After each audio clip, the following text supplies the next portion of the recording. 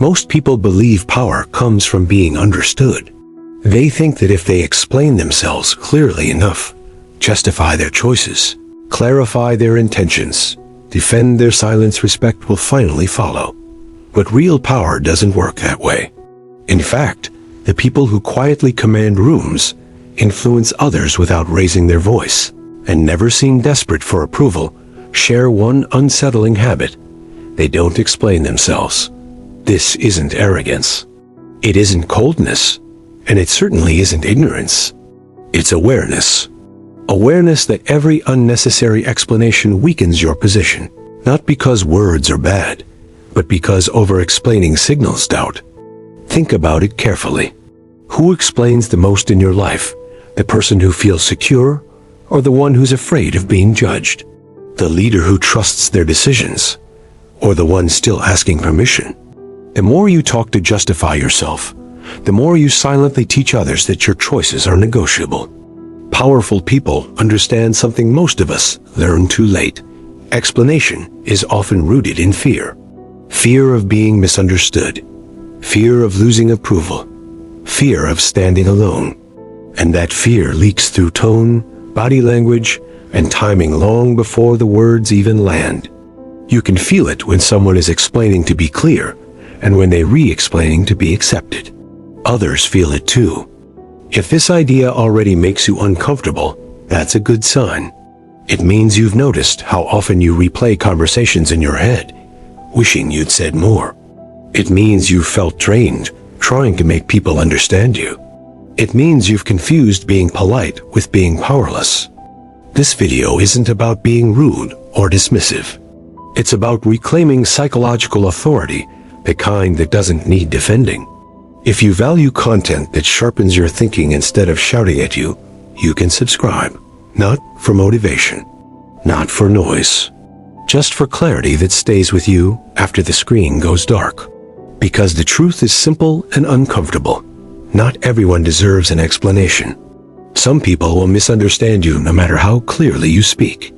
Some will use your explanations as leverage. Some aren't seeking clarity at all. They're testing how far they can push you. Silence, when used consciously, isn't weakness. It's stability. And the strongest people don't prove who they are with words. They let consistency, restraint, and time do the talking. From childhood, we are trained to explain. Explain your behavior. Explain your intentions. Explain your mistakes. Over time, explanation becomes moralized. If you don't explain yourself, you're labeled rude, defensive, immature, or guilty. So we grow up believing that clarity earns respect. That if people just understand us, everything will fall into place. But psychology tells a darker story. Explanation doesn't always create understanding. Often, it creates doubt. When you explain yourself unnecessarily, you are not simply sharing information. You are responding to a perceived threat, a raised eyebrow, a pause, a subtle disapproval. And the moment you react to that threat by explaining, you shift the power dynamic. You move from actor to defender, from someone who decides to someone who justifies. The human brain is extremely sensitive to these shifts, even when we aren't consciously aware of them. Authority is felt long before it's understood. Think about the people you instinctively respect. Not admire loudly, but respect quietly. They don't rush to fill silence. They don't scramble to correct every misunderstanding. They don't narrate their reasoning unless it's necessary. Their calm signals certainty. And certainty, in social psychology, is one of the strongest markers of competence. Not intelligence. Not charisma, certainty. Now compare that to someone who explains every decision before it's questioned. They speak faster. They add context nobody asked for. They soften statements with disclaimers. I might be wrong, but I don't know if this makes sense. Let me explain why. None of these phrases are evil, but repeated unconsciously, they train others to see you as unsure, even when you're right. The uncomfortable truth is this: people don't judge your explanations the way you think they do. They don't hear logic first.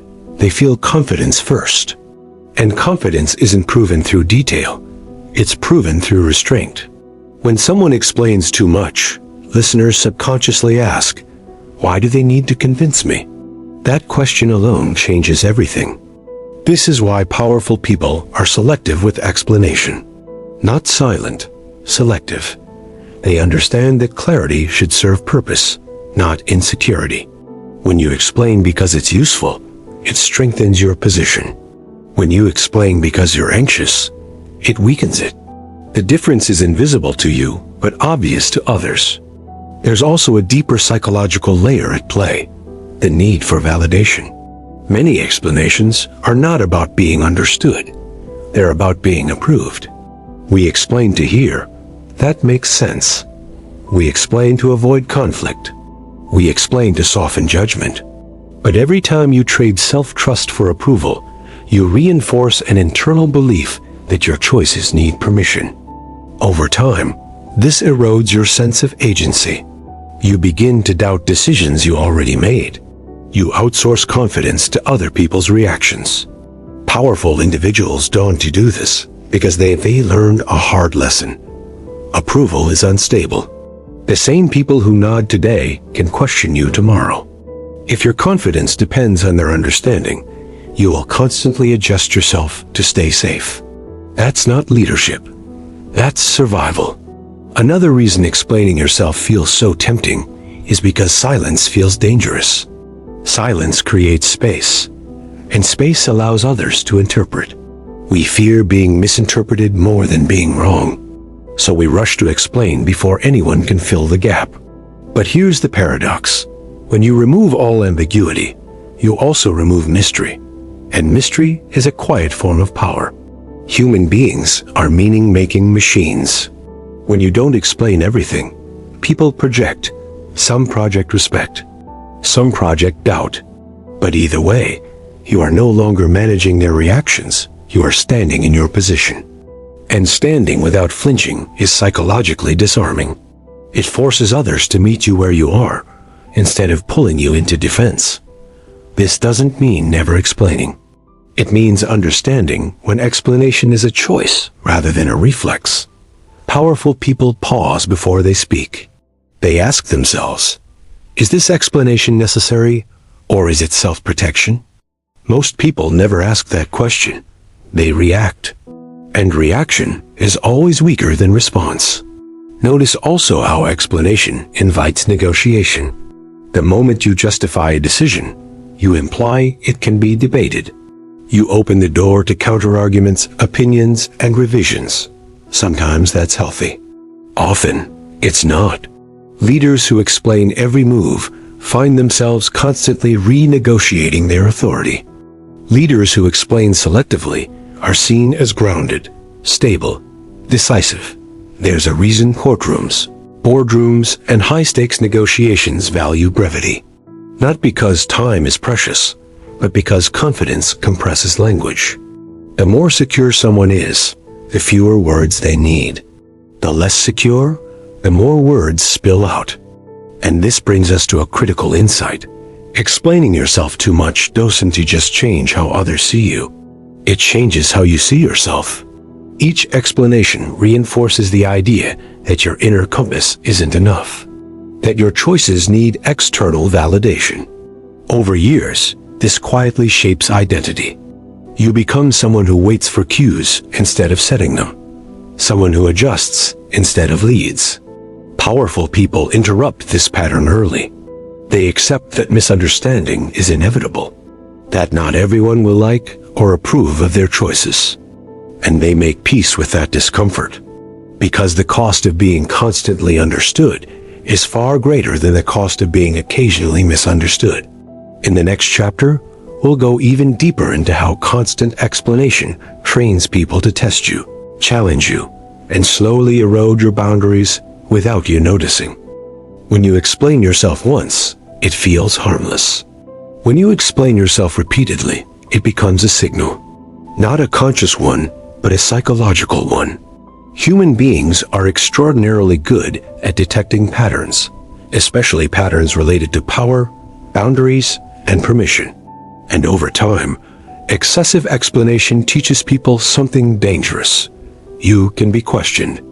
Most people don't wake up intending to challenge you. They learn that they can. Every explanation you give in response to doubt subtly reinforces the idea that your decisions are open for discussion.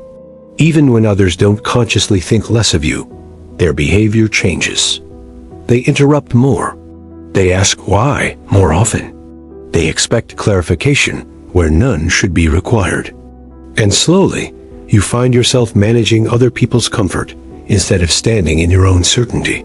This is how authority erodes, not through confrontation, but through accommodation. Psychologically, explanation creates a feedback loop.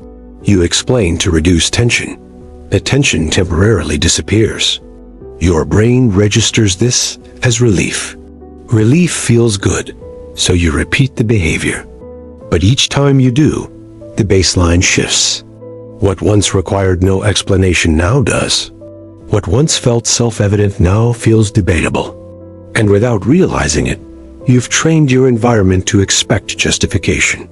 This is especially dangerous in relationships, workplaces, and leadership roles. When people sense that you will always explain, they test limits unconsciously. They push a little further, ask a little more, challenge a little deeper. Not because they're malicious, but because boundaries that require defending feel negotiable. Compare this to someone who answers questions calmly, briefly, and without emotional charge. They don't rush. They don't over-clarify. They don't soften their stance excessively. Over time, people stop pushing, not because they're afraid, but because there's no opening. The boundary feels solid, stable, final. This difference isn't about dominance. It's about internal alignment. People who over-explain are often internally split. One part of them believes in their decision. Another part fears rejection. The explanation is an attempt to resolve that split externally, but the resolution never lasts. Because the problem isn't misunderstanding, it's self-trust. There's also a deeper social mechanism at play. Explanation invites evaluation. The moment you justify yourself, you hand others a measuring stick. They may not use it maliciously, but they will use it. Humans evaluate explanations automatically. Are they logical?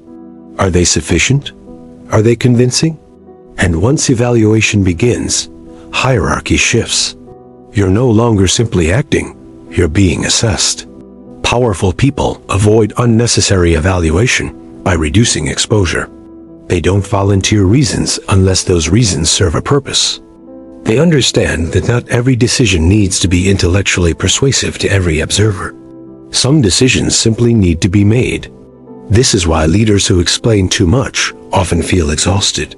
They're not just making decisions, they're defending them constantly. Their energy leaks outward. Meanwhile, those who explain selectively conserve energy. Their presence feels heavier, calmer, more grounded. People adjust to them, not the other way around. Another subtle effect of explanation is how it changes emotional dynamics. Over-explaining often carries emotional residue: anxiety, defensiveness, urgency. Even if your words are logical, your tone communicates vulnerability. Others may not consciously exploit it, but they sense it. And humans instinctively push where they feel emotional softness. Silence, on the other hand, creates emotional neutrality. When someone doesn't rush to explain, it removes emotional hooks. There's nothing to grab onto. No insecurity to probe. No urgency to challenge. This doesn't make you distant, it makes you steady. It's important to understand that powerful people aren't immune to doubt. They feel it too. The difference is that they don't externalize it. They process uncertainty privately. They reflect internally. By the time they speak, they've already decided. That internal closure is what others feel as authority. Many people mistake explanation for transparency. But transparency without boundaries becomes exposure. And exposure invites interference. Powerful individuals choose transparency intentionally, not reflexively. They decide what to share, when, and with whom. Everyone else explains reactively. There's also a long-term identity cost to constant explanation. Over time, you begin to see yourself as someone who needs to be understood to be valid. You hesitate before acting. You preemptively imagine objections. You mentally rehearse defenses before you've even spoken. Life becomes heavier, slower, less direct. Powerful people simplify this. They act in alignment with their values, then let reality respond. They adjust based on outcomes, not opinions. And because they're not constantly defending themselves, they remain adaptable without being reactive. In social psychology, this is known as status signaling. High-status individuals signal confidence through economy of expression.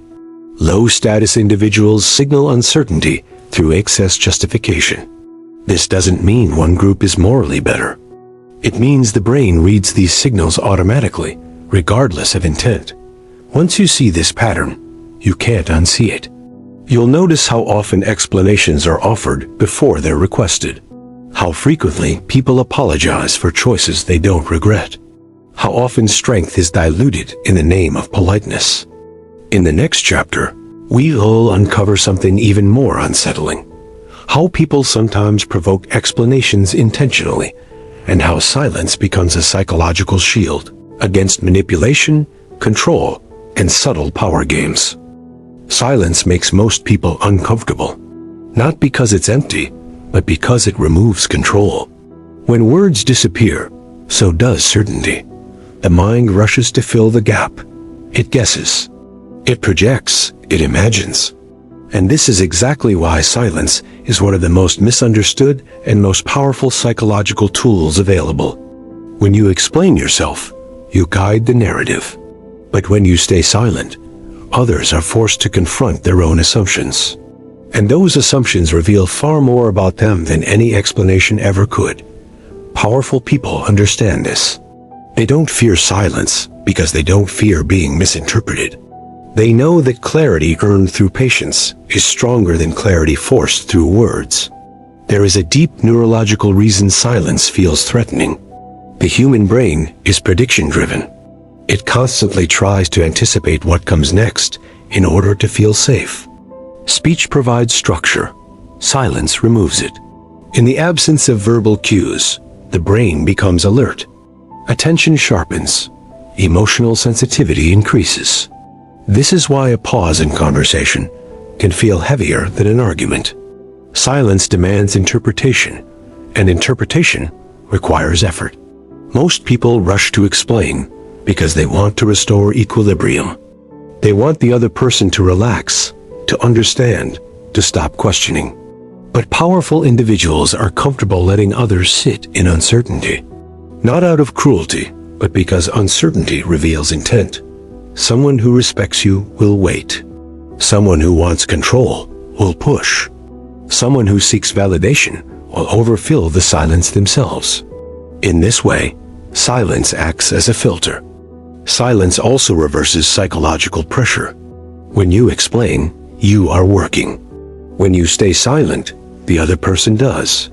They wonder if they said something wrong, if they misunderstood, if they pushed too far. This shift is subtle but profound. The emotional labor moves away from you, and the person who feels the need to resolve the tension is no longer you. This is why silence feels like power. Not because it dominates, but because it stabilizes. It says, without words, I am not shaken. That signal alone changes the dynamic. People adjust their tone. They slow down. They become more careful. Silence creates space, and space invites respect. Many manipulation tactics rely on provoking explanation. Gaslighting, passive aggression, guilt-tripping, all of them depend on pulling you into verbal defense. The moment you start justifying your behavior, you enter their frame. You argue on their terms. Silence breaks that frame. It refuses the invitation. This doesn't mean never speaking. It means speaking deliberately. Silence is not absence, it's timing. Powerful people speak less, but when they do, their words land heavier because they're not diluted by excess. Each sentence carries weight. Each boundary feels real. There is also an identity shift that occurs when you stop explaining reflexively. You begin to trust your internal compass. You realize that being misunderstood does not equal being wrong. That approval is optional. That your worth doesn't fluctuate with perception. This internal steadiness is what others feel as confidence. Silence also disrupts social scripts. Many interactions follow predictable patterns. Question, explanation, agreement. When you remove one step, the entire rhythm changes. People pay attention. They listen more closely. They become aware of their own expectations. Silence introduces asymmetry, and asymmetry creates influence. Think about the people in your life who feel powerful. They don't rush. They don't overreact. They don't chase clarity. They allow things to unfold. Their presence feels grounded because they're not constantly managing impressions. They are managing alignment. Of course, silence can be misused. Withholding communication to punish or control is not strength, it's avoidance. The difference lies in intention. Powerful silence is calm, not cold. It's neutral, not aggressive. It doesn't demand, it allows. Learning this distinction takes maturity. It requires separating discomfort from danger. The discomfort of silence does not mean something is wrong. Often, it means something important is happening. Growth rarely announces itself loudly. It often begins in quiet tension. As you become more comfortable with silence, you'll notice something else.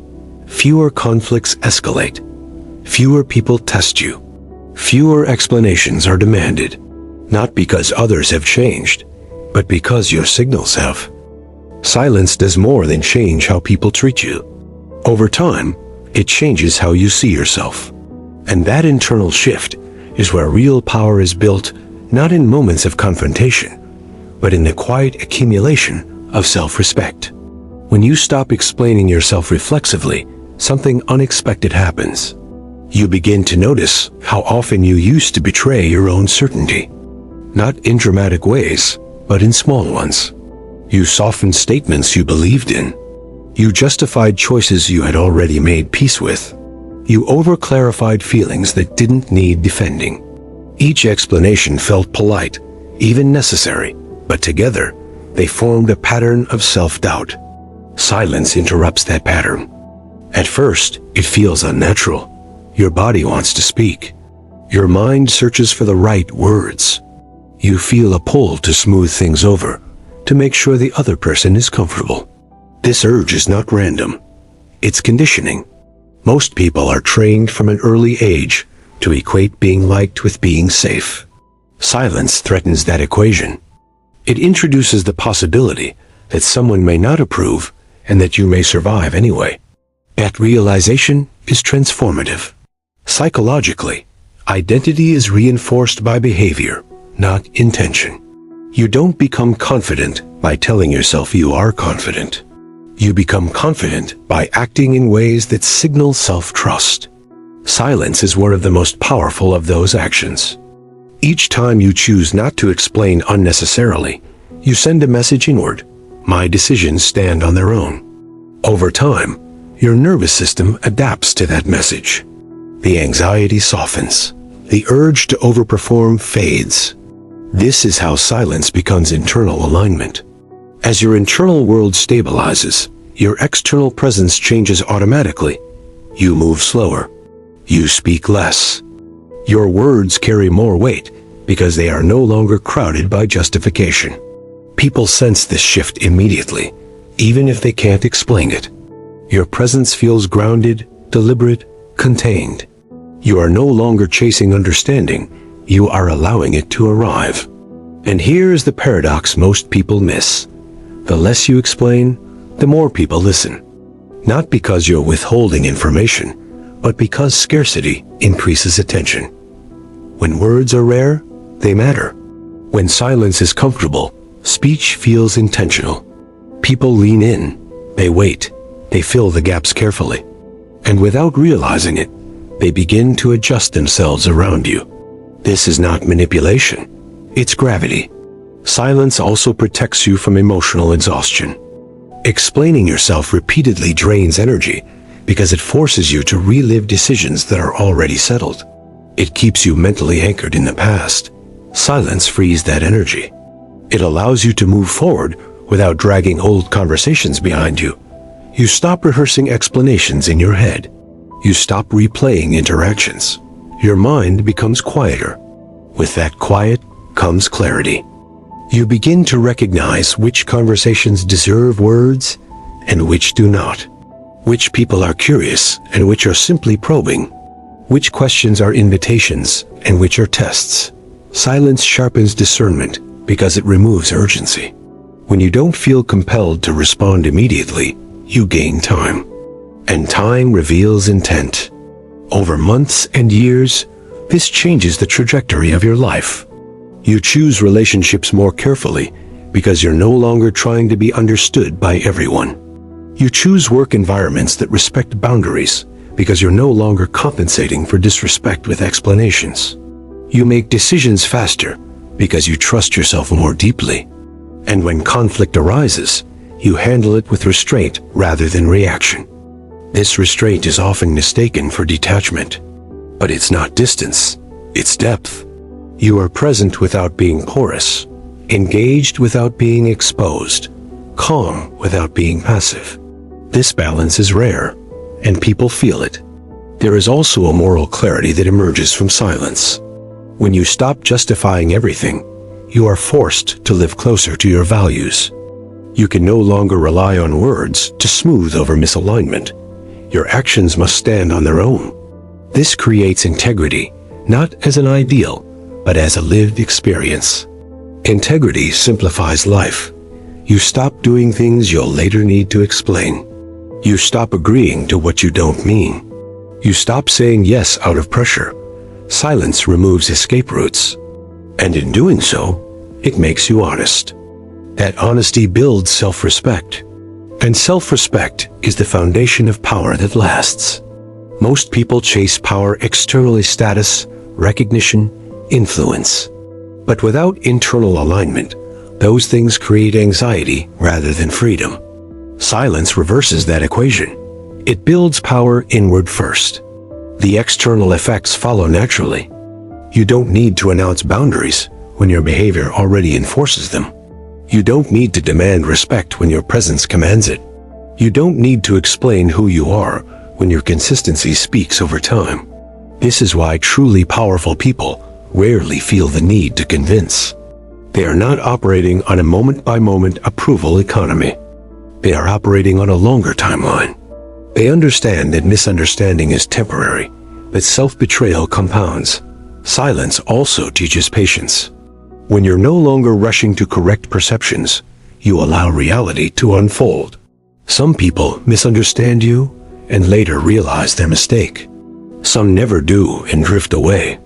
Both outcomes are acceptable when your identity is anchored internally. This acceptance is not indifference. It is freedom. You are no longer shaped by every reaction. You are shaped by your own standards, and that shift is irreversible. Once you feel it, you cannot return to the noise of constant explanation without feeling its cost. The world does not need more voices competing for attention. It responds to presence, to steadiness, to people who know when to speak and when to remain silent. Silence is not about disappearing. It's about choosing when you appear. And when you finally do speak, your words carry the weight of someone who did not need them to be powerful. That is quiet authority. That is strategic restraint. That is how silence reshapes a life. If you're still here, don't rush to do anything with this. Let it settle. You don't need to explain this video to anyone. You don't need to announce a change. You don't need to prove you understood it. Just notice quietly the next time you feel the urge to over-justify, over-clarify, or over-defend. Pause there, breathe. Let the moment pass without filling it. Power doesn't arrive all at once. It builds in small, private decisions no one applauds. In the choice to stay calm. In the choice to let silence stand. In the choice to trust yourself without asking for permission. If this perspective resonated, You can subscribe quiet power not as a statement, but as a quiet alignment with the person you're becoming. Then close this video and carry the silence with you. Let your actions speak. Let time speak. And let that be enough.